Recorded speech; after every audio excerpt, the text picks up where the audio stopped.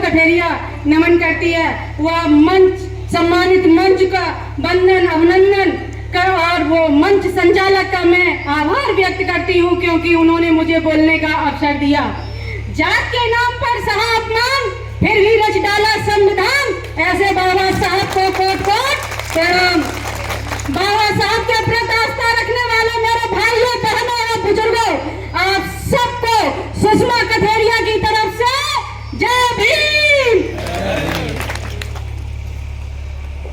आज बड़े हर्ष का विषय है कि संत गाड़गे बाबा जी का जन्मदिन हम लोग बड़े हर्ष और उल्लास के साथ मना रहे हैं। इनके जन्मदिन के अवसर पर मैं इनके चरणों में 2 पंक्तियों से श्रद्धा सुमन अर्पित करना चाहती हूँ। संत गाड़गे जी का है आज जन्मदिन, चरणों में अर्पित इनके श्रद्धा सुमन, चरणों में अर्पित इनके श्रद्धा सुमन। धन्य है पितामह इनके, धन्य है पितामह इनके, जिनके ललन चरणों में अर्पित इनके श्रद्धा सुमन, चरणों में अर्पित इनके श्रद्धा सुमन।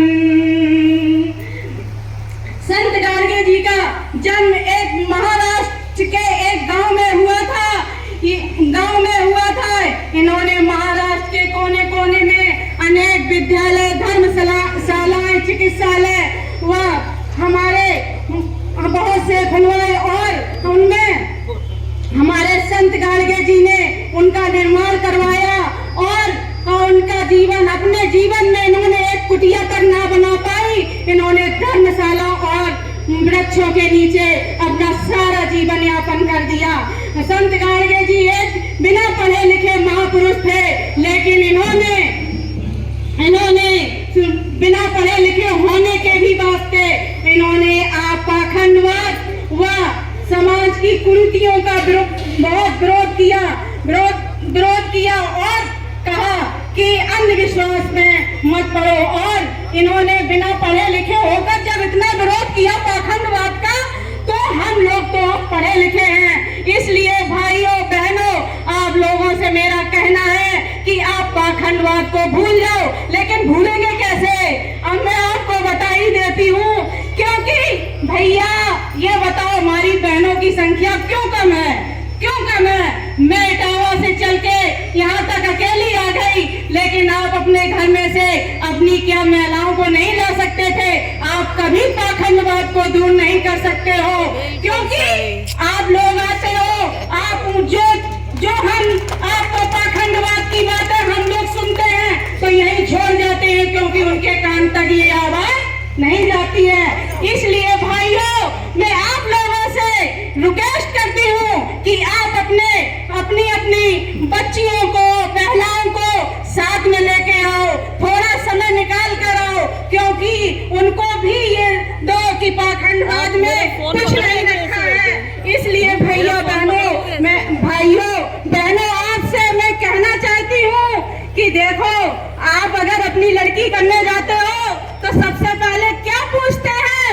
शिक्षा पूछते हैं। ये तो नहीं पूछते हैं कि आपने कितना व्रत किए हैं, फिर ये नहीं पूछते, शिक्षा ही पूछते हैं। ऐसी भाइयों, आपका रिश्ता होने आता है तो लड़की वाले पूछते हैं कि मैं आपकी बात से पूर्ण रूप से सहमत हूँ। लड़के वाले से पूछते हैं कि बेटा कितनी शिक्षा पाई है, ये नहीं पूछते हैं कि आप कितनी कामन लेके गए हो, ये कोई नहीं पूछता है।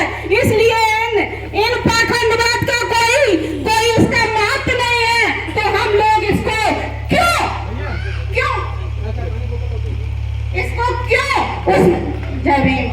इसको क्यों आगे लाते हैं? इसलिए भाइयों बहनों, मैं आप लोगों से कहना चाहती हूँ कि शिक्षा सबसे पहले है।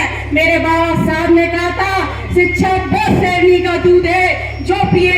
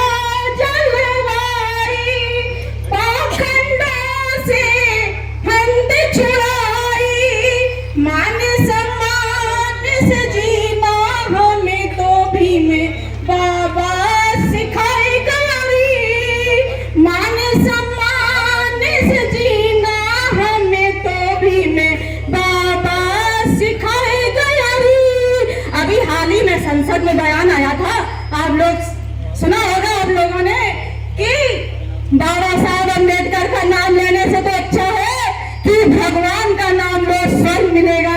अरे मरने के बाद कौन कौन बताता है कि मुझे स्वर्ग मिला या मेरे, कोई बताता है क्या? कोई नहीं बताता। अरे मेरे बाबा साहब ने तो मुझे जीते जी स्वर्ग दे दिया। शिक्षा का अधिकार, कपड़े का अधिकार, गले से हांडी टूटी वो क्या कम है? कमर से झाड़ू छूटी तो वो क्या कम है? वोट डालने का अधिकार मिला, क्या ये कम है? मैं तो खुद ही अपने स्वर्ग में जी रही हूँ। इससे अच्छा क्या है? मैं तो स्वर्ग में जीते भी जी रही हूँ। इसलिए भाइयों, मैं अपने बाबा साहब को, अपने महापुरुषों को कैसे धन्यवाद दूं, कैसे उनको वो करूं कि मैं उनके लिए तो मेरे शब्द ही कम है। इसलिए मैं आप लोग, बाबा साहब मुझे जाते जाते इतना बड़ा हथियार दे गए कि शायद है उस हथियार से हम बहुजन या हमारा भारत देश सभी उस हथियार को लिए पकड़े हुए हैं और उससे चल रहे हैं। इसलिए मैं आप सबको अपने बाबा साहब के लिए धन्यवाद कैसे करूं, क्या क्या उनका संविधान लिखने वाले कितना महान हो तुम। संविधान लिखने वाले कितना महान हो तुम। दलितों की शान हो तुम, दलितों की शान हो तुम। संविधान लिखने वाले कितना महान हो तुम। कैसे करूं बड़ाई बहुजन की शान हो तुम। अंधकार में था जीवन तुमने दिया उजाला। मनोवाद की भंवर से तुमने हमें निकाला। मनोवाद की भंवर से तुमने हमें निकाला। शिक्षा की ज्योति बाबा तुमने ही जलाई। गिरते को उठाया, ऊंची उड़ान हो तुम। संविधान लिखने वाले कितना महान हो तुम। कितनी करो बड़ाई हम बहुजन की शान हो तुम। बहुजन की शान हो तुम।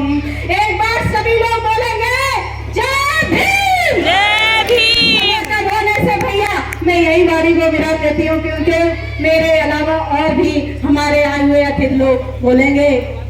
जय भीम, जय संविधान, जय गाड़िया बाबा की। भैया पहनाया मैं इतने महान लोगों को।